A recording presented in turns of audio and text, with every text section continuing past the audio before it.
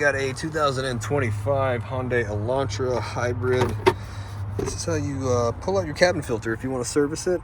It's going to be located behind the glove box, so we're going to drop the glove box door.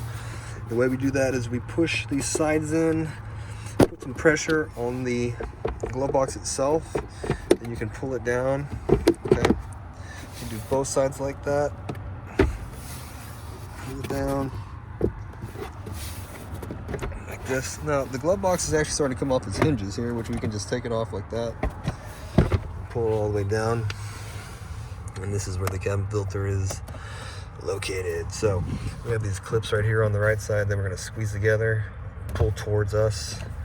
The other side is just slotted like this. Take that out, and then there's the filter. Pull this guy right out.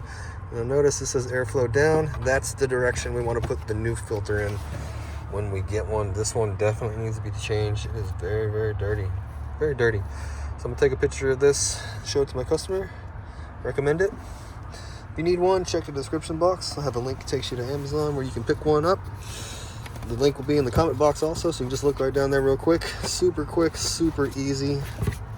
When you get your new one, slap it in there. The ones I have on Amazon, or they have on Amazon, are premium filters. They're a little bit better than these. They have like odor control charcoal in them, so they work a little bit better, and they're about the same price. Put the door on the left side first, and then just snap it back on.